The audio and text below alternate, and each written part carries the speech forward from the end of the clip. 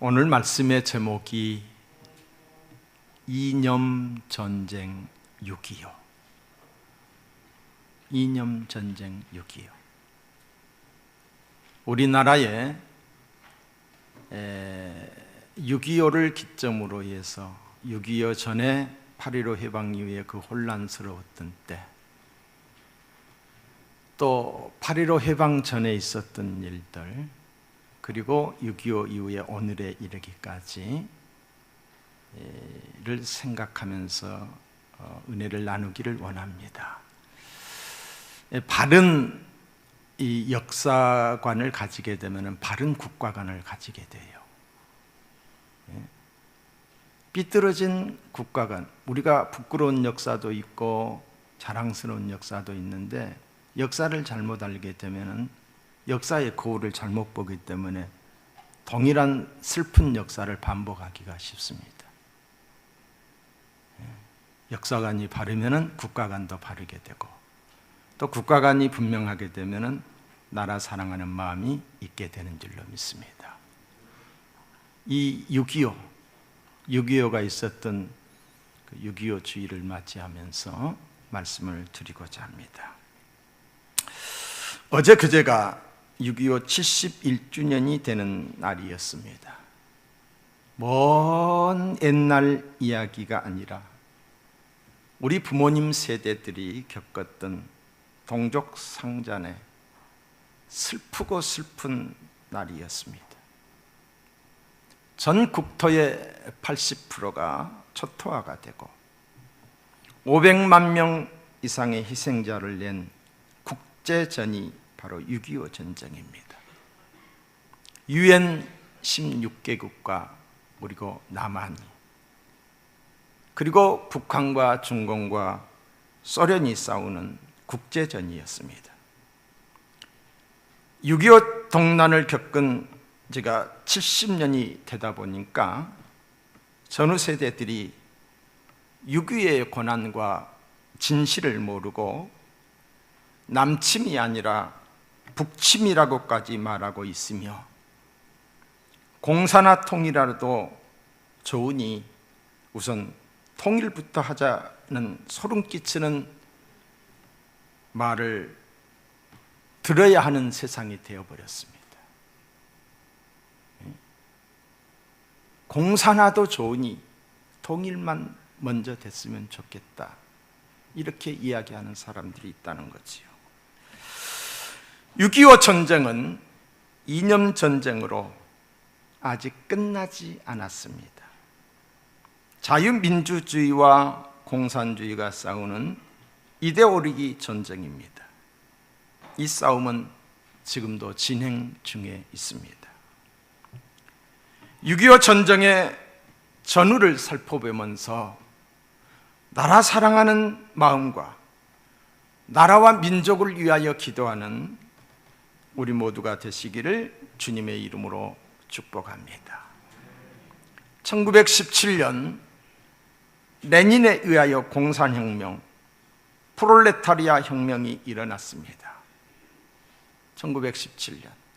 이 공산혁명이 일어나던 그 다음 해에 1918년 코멘트리 세계 공산주의의 도움을 받아서 한인 사회당이 생기게 됩니다. 한인 사회당이. 이동희가 중심이 되어 소련 하바로프스크에서 창설이 되었습니다. 1918년 1월에 미국의 28대 대통령 우드로 월슨이 민족 자결주의를 말하게 됩니다. 모든 민족은 자신의 정치적 운명을 스스로 결정할 권리가 있으며, 이 권리는 다른 민족의 간섭을 받을 수 없다라는 내용입니다. 전 세계의 신민 국가들이 크게 이 주장에 고무가 됩니다.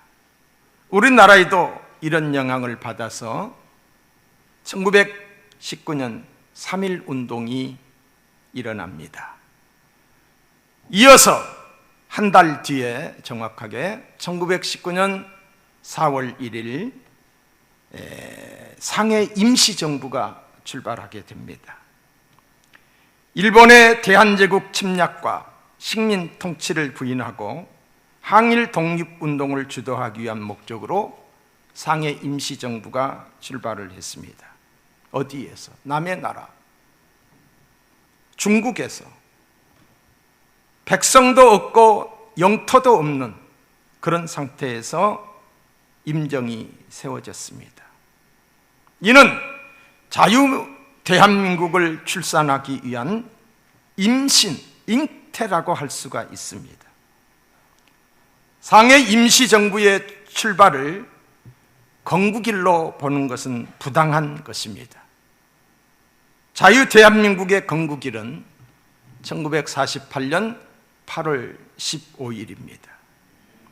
그때 상해 임시정부의 초대 대통령 이승만은 자유민주주의자였고 또한 총리는 공산주의자 이동희였던 것입니다. 좌우합작을 하게 됐던 거지요. 네? 좌우합작을. 상해에다 임시정부를 세운다라고 했을 때 남의 나라에 세우는 게 그게 쉬운 일이 아니잖아요. 장제석 총통을 통해서 좌우합작해라 해서 그렇게 세워진 것입니다. 이때부터 공산주의와 자유민주주의 싸움이 시작이 되었습니다. 총리 이동희는 혁명정부를 세우자라고 했습니다. 소비에트 체제로 바꾸자라고 했습니다. 시시비비 싸움이 그치지 않았습니다. 이동희는 레닌으로부터 200만 루블의 거금을, 지금으로 말하면 한 200억 정도 되는 거금을 받아서 1921년 고려공산당을 조직을 하고 그들의 조직의 세를 넓혀나갑니다. 자유민주주의를 주장하는 이승만 대통령을 암살 시도까지 합니다. 결국에 이승만 대통령은 임정에서 대통령이 탄핵을 받고 쫓겨납니다. 박근혜만 탄핵을 당한 게 아니라는 거지요. 그리고 미국으로 돌아갔지요. 그야말로 좌우합작이었던 임정은 싸움이 그치지 않았다라고 합니다. 오늘 말씀의 제목 이념전쟁 이 6.25는 임시정부에서부터 이미 시작이 되었던 것입니다. 8.15 해방을 앞두고 국내외적으로 어떤 일들이 일어났습니까? 미국에서의 이승만의 활동을 간과해서는 아니 됩니다. 일찍이 이승만 박사는 외교를 통해 독립을 이루어야 한다는 신념으로 미국에 건너갔습니다. 당시에 많은 사람들이 여러 가지로 독립을 위하여 싸웠습니다. 어떤 사람은 항일투쟁으로, 어떤 사람들은 교육으로, 어떤 사람들은 경제와 교육으로 독립을 해야 한다라고 각각이 주장을 했지만은 이승만 대통령은 외교를 통해서 독립을 해야 한다라고 하는 그런 신념으로 미국에 건너가서 프린스턴, 명문 프린스턴 대학에서 국제정치학 박사의 학위를 받게 됩니다. 단 5년 만에 학사, 석사, 박사를 다 통과하는 거예요. 어떻게 그렇게 했을까? 1905년 10년대에 놀라운 일이지요. 국제정세를 잇고 있는 이승만은 미국을 움직여서 대한 독립을 이루려고 했습니다. 이를 위해서 만든 단체가 기독교인 친한회와 한미협회였던 것을 보게 됩니다. 지금이나 옛날이나 어떤 단체를 만든다는 게 쉬운 일이 아니잖아요. 기독교인 한인회의 목적은 미국을 통해 국제사회의 도움을 받기 위함이었던 것입니다. 친한회 조직에 앞장섰던 사람들은 구한말 서울에서 선교와 의료 활동을 했던 에비슨이 누굽니까? 오늘의 신촌 세브란스 병원을 시작했던 만들었던 사람입니다. 회장은 아메리칸 대학의 총장 더글라스였고, 이사장에는 연방상원의 원목 해리스 목사님. 저 해리스 목사님이 큰 역할을 했어요. 상원 의원들이 모이는 국회의 원목이었으니까 얼마나 영향력이 지대했겠어요. 해리스 목사와 연방대법원 판사 마피 등이 있었습니다. 상하와 의원, 주지사, 외교관, 목사, 대학 총장과 교수, 그리고 출판사 회장, 잡지 편집인, 언론인, 작가, 사회사학과, 현직 군인 등이 다양했다라고 합니다. 그런 조직을 미국 사람들로 해서 만든 거예요. 뿐만 아니라 이승만은 일본 내막기라고 하는 책을 출간하여 일본의 실상을 폭로했습니다.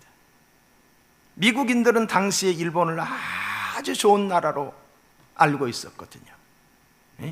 아주 좋은 나라로. 그래서 일본에 대한 아주 호감을 가지고 있었어요. 근데 실상은 그것이 아니었는데, 근데 이 일본 내막기를 통해서 일본을 고발한 거예요. 일본의 사무라이 정신, 일본의 유도, 이런 것들이 그때 미국에서 한참 붐을 일게 되고 그런 책들이 많이 읽혀지고 있었을 때라는 거지.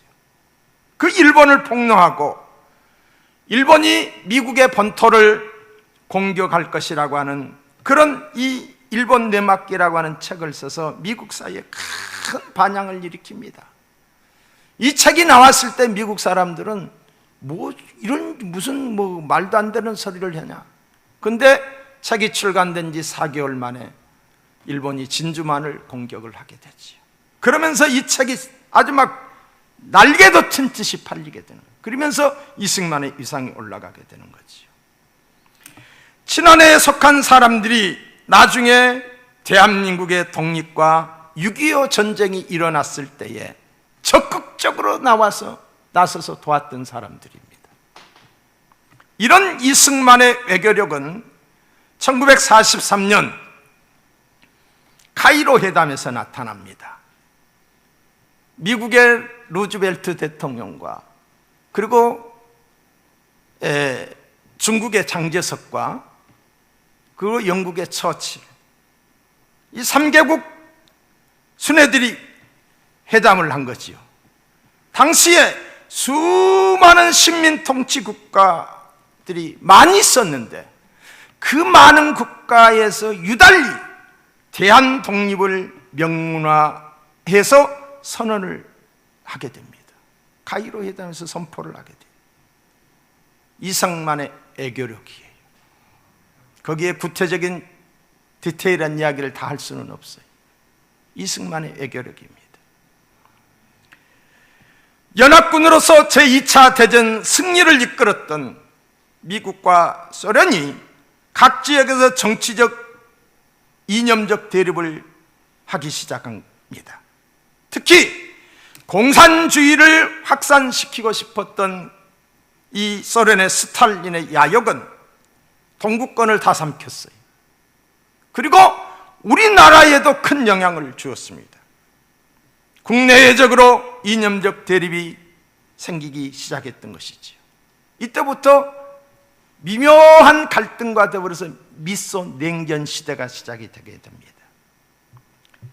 이어서 1945년 7월 포츠담 회담이 열립니다. 이때에 죽음의 벽 38선이 잉태를 하게 됩니다.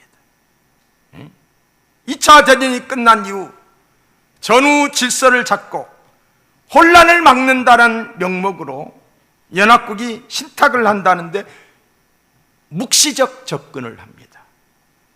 카이로 회담에서는 대한 독립을 명시화해서 이야기를 했지만 묵시적으로, 잠정적으로 그렇게 접근을 합니다. 8.15 해방이 되었습니다. 1945년 8월 15일 일본이 항복을 하면서 우리나라는 일본의 지대로부터 해방이 되었습니다. 독립이 아니라 해방이 된 것입니다. 독립에 대한 꿈이 마침내 실현되는 듯 보였습니다. 그러나 해방의 기쁨도 잠시, 이념적 갈등과 혼란, 주도권 다툼이 전국적으로 일어났습니다. 제가 이걸 조사하면서 저도 믿어지지 않아요. 그때 당시에 정당이 360개였다라는 거예요. 얼마나 혼란스러웠겠어요. 해방 직후 미군과 소련군에 의해 나뉜 북위 38도선이 6.25 전쟁 이후 정전으로 이어지고 지금까지 분단의 아픔을 안고 우리는 살아가고 있습니다. 소련군은 1945년 8월 24일, 그러니까 8월 15일 날 해방이 되고 8월 24일 날 평양에 입성을 합니다. 공산화를 위한 야욕으로 해방 10일 만에 점령을 한 것입니다. 소련군들은 점령군으로 왔으면서도 해방군으로 왔다라고 말을 했습니다. 평양 시민 여러분, 여러분의 나라는 자유의 나라가 됐습니다. 고도의 심리전을 펼쳤던 것입니다. 일본에 있던 미군은 그때서야 9월 5일이 지났어야 9월 20일까지 남한에 들어옵니다. 그렇지 않으면 한반도 전역이 소련에 넘어갈 것이라고 하는 그런 위기감 때문이었습니다. 미 군부는 허둥지둥 38선을 긋고 소련에 통보하며 38선을 봉쇄하게 됩니다.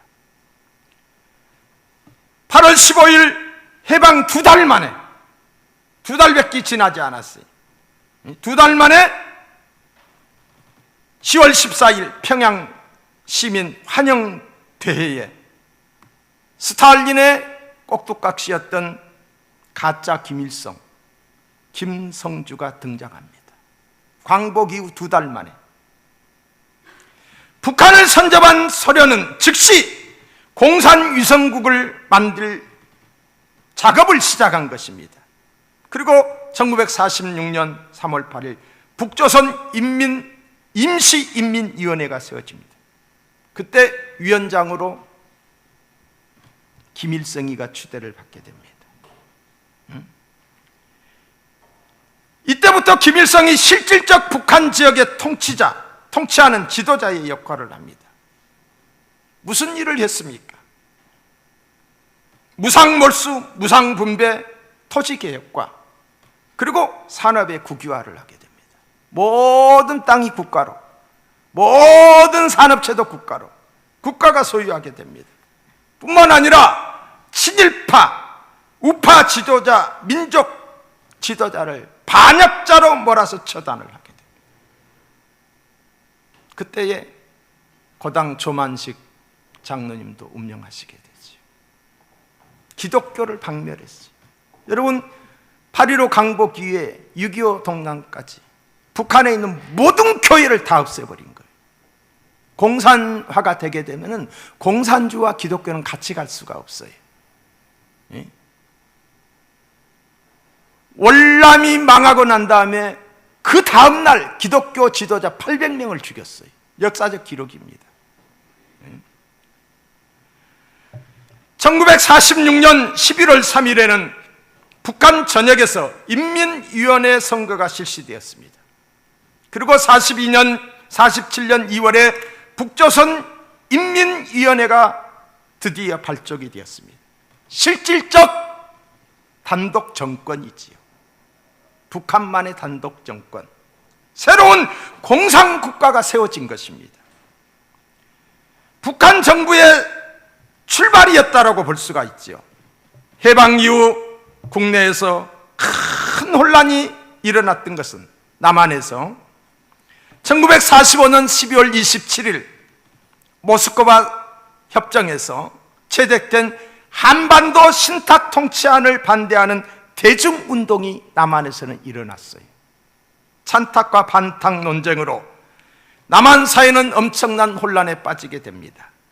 이런 혼란 때문에 1946년 3월 좌우합작을 위한 미소 공동위원회가 세워집니다. 서로 양보하여 대통합을 이루려 통일 국가를 세우자는 것이었습니다. 나중에 알고 보니 이는 소련의 기만술이었어요. 왜? 동구권을 다 그렇게 해서 공산화를 시켰거든요. 협상하는 척하다가 해방 전국에서 소련과 좌익들이 통일국가 수립을 외쳤지만은 그들이 말하는 통일국가는 공산주의 국가였습니다. 그들이 말하는 통일국가는 공산주의 국가였어요. 이에 대해 어느 지도자도 이 사실을 몰랐어요. 미 군정까지도 몰랐어요. 김구 선생도 이에 대해서 몰랐어요. 공산주의의 속셈을 몰랐던 것이죠. 그러나 이승만은 속지 않았어요. 이승만은 알고 있었어요. 왜? 체코와 폴란드가 어떻게 공산화가 됐던 것을 이승만은 알고 있었기 때문에 협상하는 척하고 반대되는 사람들은 다수청에서 공산화를 만들었거든요. 두 번이나 미소 공동위원회가 개최되었으나 입장 차이를 좁히지 못하고 결렬이 되고 무기한 연기가 되었습니다. 이런 일련의 일들이 있고 난 후에 이승만 대통령께서 정읍에서 단독정부 수립을 주장을 했습니다. 단독정부를 세워야 된다. 유엔 감시하에 선거를 하여 통일정부를 세우자라고 했습니다. 이미 북한의 소련 군정은 미소위원회가 열리기 직전인 1946년 2월 8일 김일성을 위원장으로 하는 북조선 인민위원회가 발족되어 있었습니다. 그때 그 현수막에는 임시인민위원회는 우리의 정부다라고 저렇게 현수막을 걸어서 내려놨던 것이지. 북한 정부가 스스로 정부 조직을 만들었다는 것을 공포한 것이야. 북한 정부는 이미 정부를 세웠던 거예요. 이런 상황에서 통일정부를 세운다는 것은 남한마저 공산화가 되지 않는 한 거의 불가능한 일이었던 것입니다. 이런 정치적 상황에서 이승만이 뭘 했느냐? 정읍 발언을 한 거예요. 정읍 발언을. 정읍 발언이 왜 나왔는지를 아셔야지요. 자, 그때 어떻게 말했습니까? 이제 우리는 무기휘해된 미소 공동위원회 무기휘해가 됐잖아요. 공의가 재개될 기색도 보이지 않으니 우리는 남방만이라도 임시정부 혹은 위원회를 조직하여 38 이북에서 소련이 철퇴하도록, 소련이 나가도록 세계 공론에 유엔에 호소해야 될 것이다. 이렇게 정읍 발언을 한 거예요. 정읍 발언 이후에 급속하게 전국 혼란과 폭동이 일어났습니다. 좌익들은 단독 정부는 반통일이다 말하기 쉽잖아요. 이승만은 분단의 원흉이다 라고 공격을 했어요. 그런데 지금도 이승만을 향해서 분단의 원흉이라고 말들을 하고 있습니다. 당시에 이 소련의 그 야심을 알지 못했던 미군정마저도 상황을 파악하지 못한 미군 사령관 하치도 공산주의를 공격하지 말라고 하면서 이승만은 미국 정부의 장애물이다라고 공견하게 말을 했던 것을 보게 됩니다. 좌익들이 선거를 앞두고 크고 작은 폭동을 일으켰습니다. 그 대표적인 사건이 여러분 제주 4.3 사건입니다. 자세히 아셔야 됩니다. 제주 4.3 사건이요. 경찰의 폭력에 의한 것이 아니에요. 장덕수를 비롯한 많은 지도자들이 그때 당시에 다 암살을 당합니다. 당시에 미 군정은 여론조사를 했어요. 어떤 사람이 가장 인지도가 높은가? 어떤 이념을 좋아하는가? 사회주의와 공산주의를 선호하는 우리 국민이 78%였어요. 그리고 지도자 이승만은 68%의 지지를 얻었어요. 이승만이 아니었으면 우리나라는 그때 이미 공산국가가 되었어요. 78%의 국민들이 공산화를 선호했기 때문이에요. 근데 이승만이 고집을 부린 거예요. 왜? 알고 있었기 때문에. 78%의 사람들이 그렇게 이야기를 하는데 얼마나 외로웠겠어요?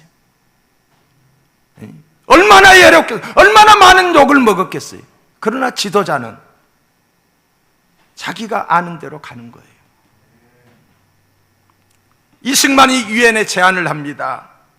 유엔 감시하에서 총선거를 하자고. 그것이 유엔에서 결의가 됩니다. 통과가 됩니다. 유엔 임시위원단이 선거를 위해 왔어요.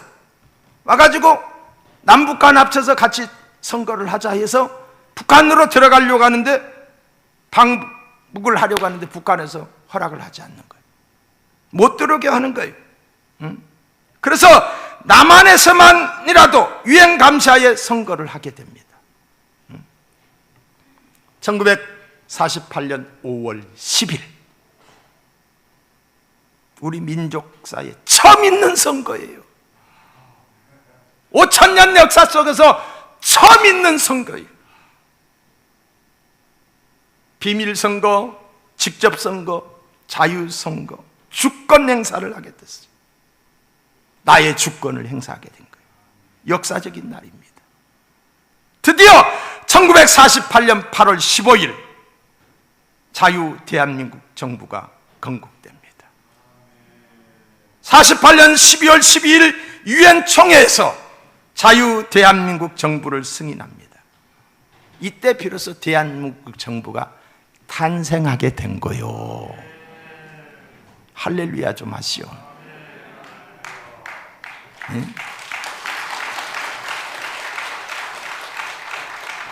자, 우리 정부가 이제 세워진 거예요. 미군이 우리 정부가 세워진 것을 보고서 1949년 6월 남한에서 철수합니다. 점령군으로 우리 땅에 온 게 아니었어요. 자기들이 할 일을 다 해놓으니까 이제 철수를 하게 됐지요. 그리고 1950년 1월 12일 에치신 라인이 생깁니다. 이 에치신 라인은 미국의 동북아시아에 대한 극동 방위선을 말합니다. 대한민국을 극동 방위선에서 제외한다는 것이었어요. 미군이 철수하고 에치신 라인이 생겼습니다. 누가 좋아할 일이 생겼습니까? 북한의 김일성이가 좋아할 일이 생긴 것입니다. 여기까지가 6.25 전에 있었던 일들입니다. 1950년 6월 25일 한국 현대사의 가장 큰 비극 6.25 전쟁이 일어납니다. 이 전쟁은 이념 전쟁이었어요. 패권 전쟁이 아니에요. 일본이 미국을 공격한 태평양 전쟁은 패권 전쟁이에요. 지금 미국과 중국이 총소리는 나지 않지만 경제 전쟁을 하고 있어요. 이것 또한 패권 전쟁이에요. 그런데 한국 전쟁은 이념 전쟁이었던 것입니다. 공산주의와 자유민주주의의 싸움이었던 것입니다. 1950년 6월 25일 일요일 새벽 압도적인 군사력을 가진 북한 공산당의 남침에 의해서 시작이 된 거예요. 우리가 올라간 게 아니에요. 북한이 침입한 거예요. 지상군 20만 명, 대포 400여 문, 소련제 탱크 242대, 막강한 화력을 앞세워 파죽지세로 밀고 내려오는 북한군의 남침으로 3일 만에 수도 서울은 함락되고 말았습니다. 한 달 만에 낙동강 라인 안에 갇히게 되었습니다. 여기에서 이승만 대통령의 외교력이 드러납니다. 북한의 남침이 일어나자 미국에 알리는 동시에 유엔의 도움을 청합니다. 이승만의 인맥이 총동원됩니다. 절대절명의 시간에 하나님이 역사하신 거예요. 놀라운 사실은 유엔 안보리가 언제 개최됩니까? 6월 25일 새벽에 전쟁이 일어났는데 우리나라와 미국의 시간차가 나잖아요. 미국은 시간이 좀 늦잖아요. 미국 6월 25일 바로 그날 안보리 소집이 됩니다. 바로 그날 안보리가 소집이 돼요. 유엔 안보리가. 그리고 이틀 뒤에 유엔에서 파병을 결의하게 됩니다. 여러분, 이게 하나님 역사 아니에요? 그냥 가만히 있는데 그렇게 됐겠어요? 그 배후에는 이승만 대통령의 인맥이 있었어요. 1950년 9월에 메가더를 총사령관으로 16개국 유엔군이 우리나라를 도우러 옵니다. 메가더는 이승만과 40년 지기 같이 알고 지내는 사람이었어요. 전황이 심각하다 판단했습니다. 북한의 혀를 찌르는 작전을 세웁니다. 그것이 바로 인천 상륙작전이에요. 이 인천 상륙작전은 5000분의 1의 확률, 성공의 확률이 5000분의 1밖에 안 되는 거예요. 근데 메가더도 기도하는 사람이었고 기도하면서 작전을 수행해서 성공하게 됩니다. 우리 국군과 유엔군이 밀고 올라가서 50년 9월 28일 서울을 다시금 수복하게 됩니다. 계속해서 밀고 올라갑니다. 38도 선을 통과한 날이 10월 1일이, 그래서 국군의 날 10월 1일이 정해진 것입니다. 10월 19일 평양을 차지하게 됩니다. 계속해서 밀고 올라가서 낙동강과 두만강 라인까지 갑니다. 그런데 문제가 생겼어요. 중공군이 개입을 한 거예요. 얼마가 개입했느냐? 60만 명이 밀어붙인 거예요. 인해 전술을 쓴 거예요. 인해 전술. 마침 국공내전이 있었잖아요. 공산군과 국민당 장제석과 모태통의 싸움이 있었잖아요. 모태통이 졌잖아요. 거기서 전향한 사람들, 돌아온 사람들, 포로로 잡힌 사람들, 이런 사람들을 앞세워서 총알바지로 내보낸 거예요. 그 사람들이 들어오는데 총의 숫자보다 사람의 숫자가, 세 사람 중에 한 사람만 총을 주고 다른 사람들은 피리를 불고 깽개기를 치면서 그냥 인해전술로 밀어붙인 거예요.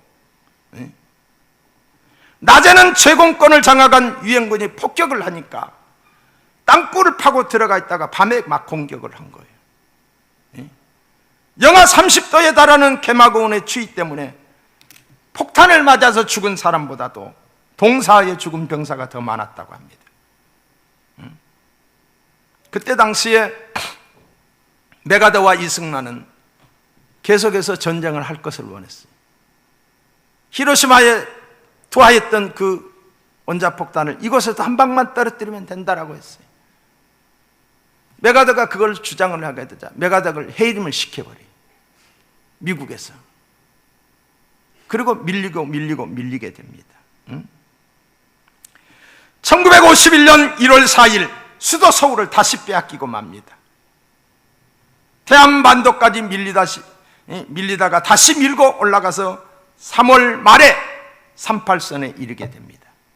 1951년 3월부터 6월까지 3개월 동안 치열한 전투가 그곳에서 벌어집니다.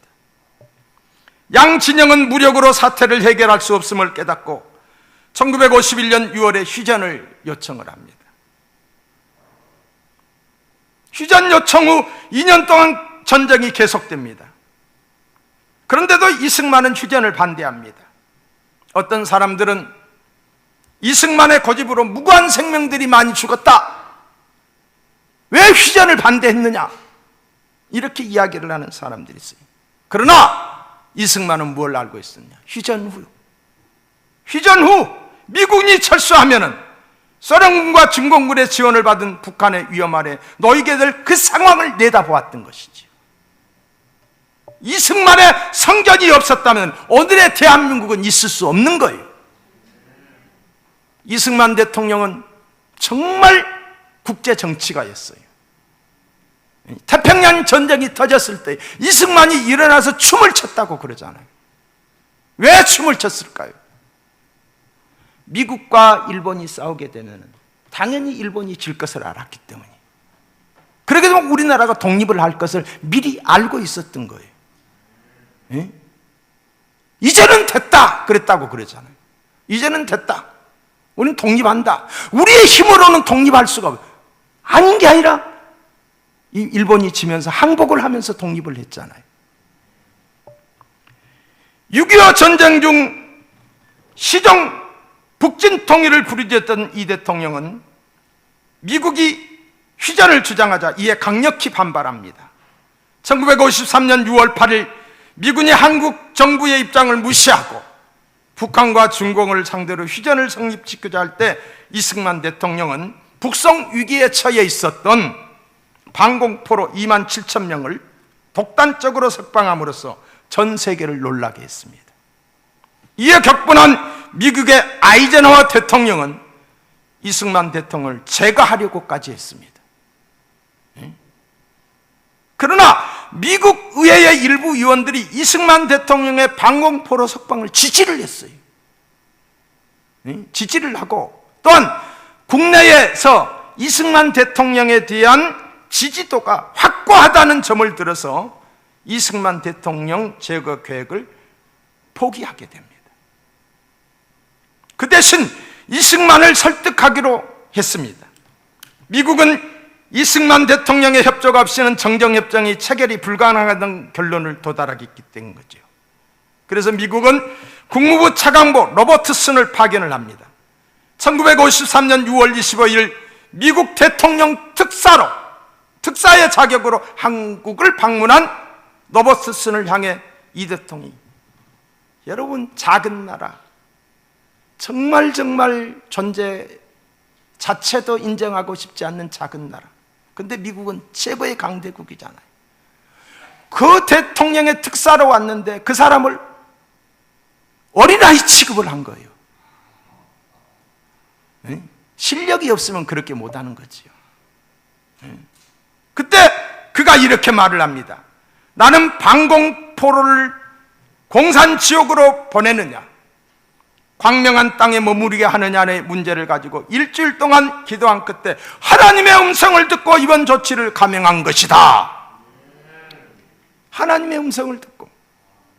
또한 이 대통령은 미국이 1905년 가스라 테이프 밀약을 통해 한국을 배반한 역사적 사실을 거론하면서 이 가스트라고 하는 사람과 테프트라고 하는 사람이, 미국 사람과 일본 사람이 둘이 밀약을 했던 거예요. 그게 뭐냐? 일본은 대한조선을 지배하고 미국은 필리핀을 지배한다는 이런 밀약이 세워져 있었던 거예요. 이게 나중에 이제 알게 된 거잖아요. 힘이 없으면은, 나라가 힘이 없으면 이렇게 열강들에게 우리의 의지와 상관없이 지배를 받게 되는 거예요. 그걸 지적을 하면서 미국이 한국민의 통일 열망을 외면하고 공산군과 정전협정을 체결하는 것은 미국이 또다시 한국을 배반한 것이라고 신랄하게 비판을 합니다. 그러면서 이승만 대통령은 미국이 정전협정 체결 후에 한미방위 조약을 체결하고 적극적인 군사 원조를 제공하며 유엔군을 한국에 계속 주둔시켜 준다면 한국은 휴전에 방해하지 않겠다, 이런 제안을 한 겁니다. 얼마나 당당한 제안입니까? 이런 사람이 우리 지도자였어요.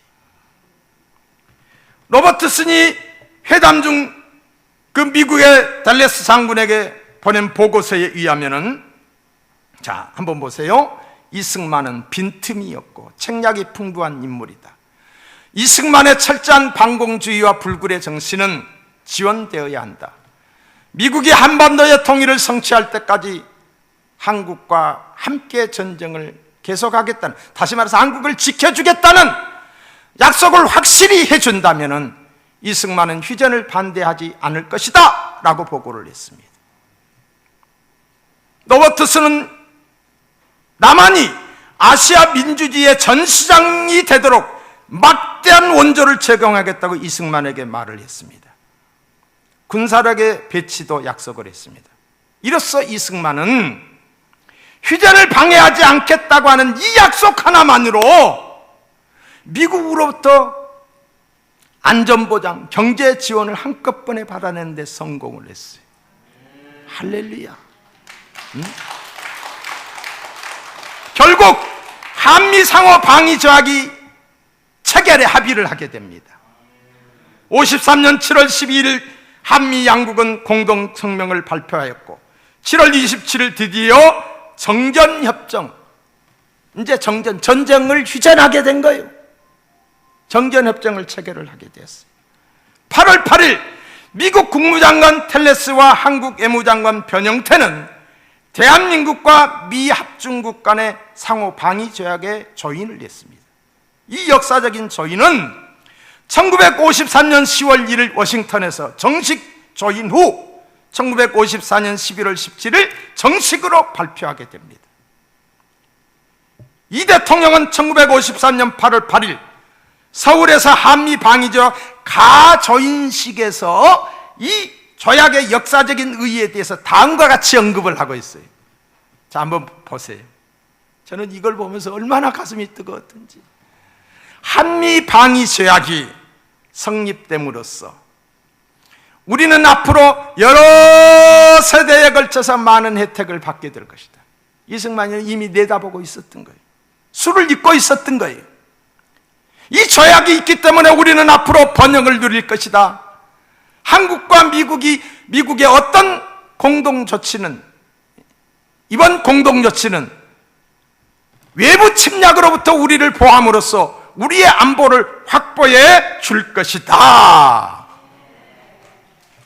한미 방위 조약과 함께 시작된 한미 동맹은 오늘까지 지속되고 있습니다.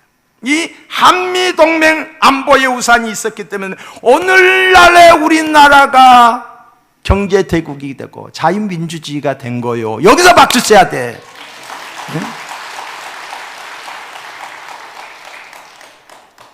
1953년 7월 27일 38도선의 군사 분계선을 경계로 정전을 협정. 정전이 아니라 휴전이지요. 자, 여러분, 이 끔찍한 6.25 전쟁을 누가 일으켰습니까?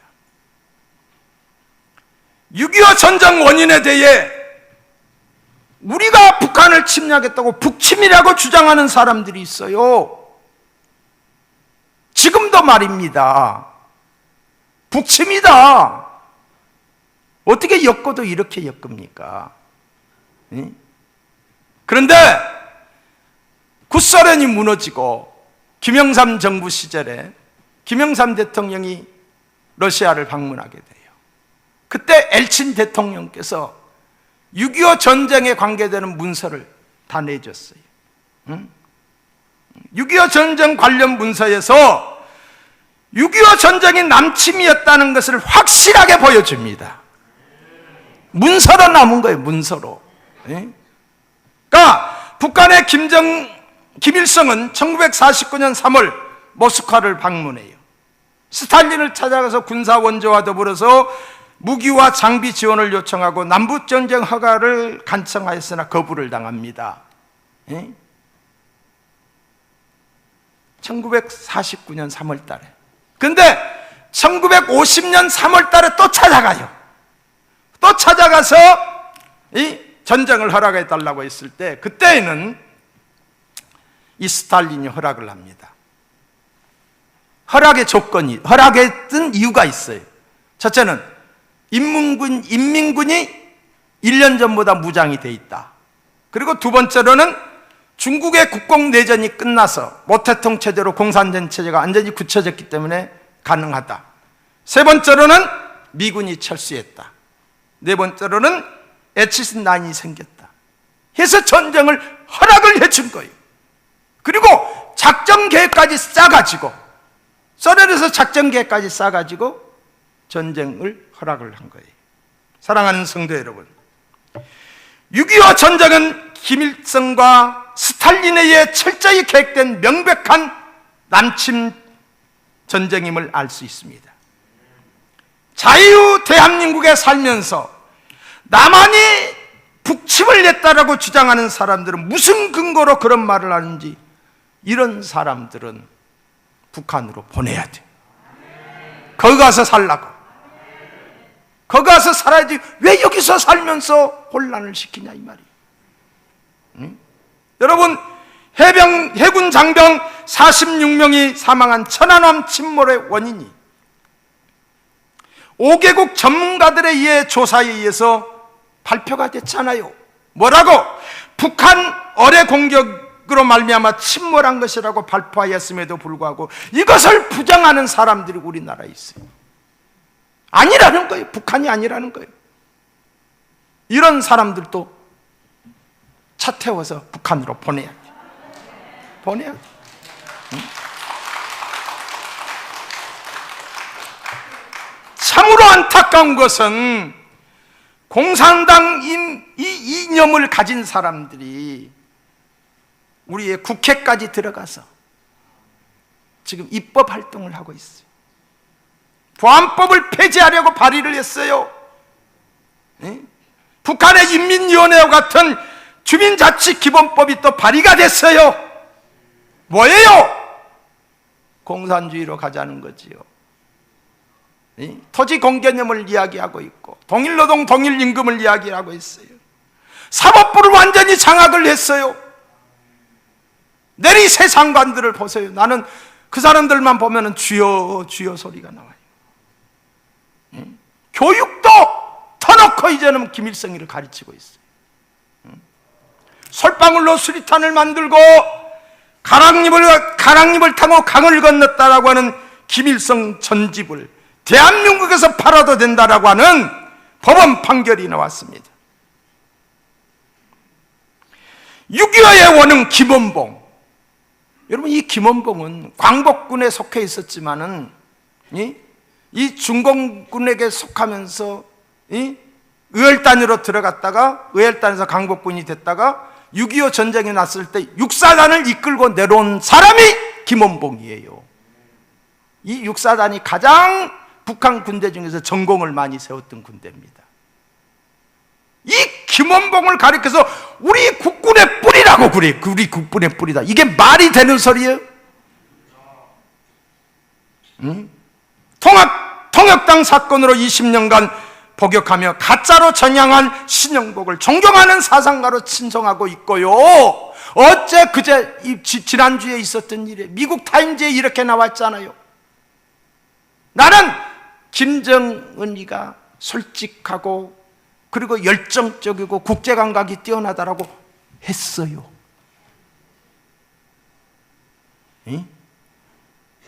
그런 이념을 가지고 있다는 거지요. 아직도 끝나지 않았습니다. 이 전쟁은, 이념 전쟁은. 통일이 되지 않는 한 우리나라는 이념적 갈등과 반목으로 엄청난 국가적 에너지를 소비할 거예요. 남북 갈등도 있지만 지금은 남남 갈등이 무섭잖아요. 무서울 정도예요. 6.25 전쟁으로 말할 수 없는 피해를 입었지만 그래도 얻은 것이 있습니다. 뭘 얻었을까요? 공산주의의 실체를 알게 되었습니다. 반공의식이 고치됐어요. 근데 6.25 전쟁이 이제 오래되다 보니까 그걸 다 잊어먹고 있는 거예요. 자유민주주의의 소중함을 알게 되었습니다. 미국식 민주주의에 가장 근접한 민주주의 정치체제를 갖춘 나라가 우리나라예요. 2차 대전 이후에 수많은 식민국가들이 다 독립을 했지만 성공한 나라는 우리나라밖에 없다니까요. 저는 이런 6.25의 뼈아픈 예방주사 아픔이 있었기 때문이라고 생각합니다. 세계 10위권의 경제대국으로 성장했습니다. 이걸 무엇으로 설명하겠어요? 저는 하나님의 은총이라고 생각해요. 세계에서 가장 붕된 교회가 한국교회예요. 이게 하나님의 은총이에요. 고난이 있었지만은 그것이 우리 국민들을 깨워줬다는 거죠. 사랑하는 성도 여러분, 잊지 마셔야 합니다. 6.25의 아픔과 교훈을 잊지 마셔야 됩니다. 여전히 우리는 전쟁의 위험 속에 있습니다. 기억하셔야 합니다. 그런데 대부분의 사람은 너무도 아니에요. 설마 전쟁이 나겠어? 전쟁이, 이런 시대에 무슨 전쟁이 나겠어? 여러분, 지금은 종전이 아니라 휘전 중임을 기억해야 합니다. 전쟁은 아직 끝나지 않았습니다. 북한은 여전히 우리를 향하여 총구를 거누고 있습니다. 이런 때에 우리가 주한미군 철수를 주장해서도 안 될 것이고, 한미동맹을 가볍게 생각하며 반미를 주장해서도 안 될 거예요. 우리에게 중요한 것은 뭐냐? 역사의 주관자가 되시는 하나님께 우리는 기도해야 돼요. 복음 통일을 위해 기도할 수 있기를 축원합니다. 우리가 기도하면 하나님이 지켜줄 것이고, 이 어려운 상황 속에서 이승만 대통령과 같은 자유민주주의 이념이 분명하고 국가관이 분명하며 또한 정직한 자를 하나님이 이 나라의 지도자로 세워주실 줄로 믿습니다. 이를 위하여 여러분이, 우리 송촌의 식구들이 선봉이 돼야 돼요. 다 잠자고 있어요. 다 잠자고 있어. 설마 무슨 전쟁이 일어나? 설마 무슨 그런 일이 일어나? 설마가 사람 잡아요. 무장하십시다. 기도하십시다. 하나님의 뜻을 살아가는 우리 건강한 교회, 우리 송촌의 교회가 되기를 주님의 이름으로 축복합니다.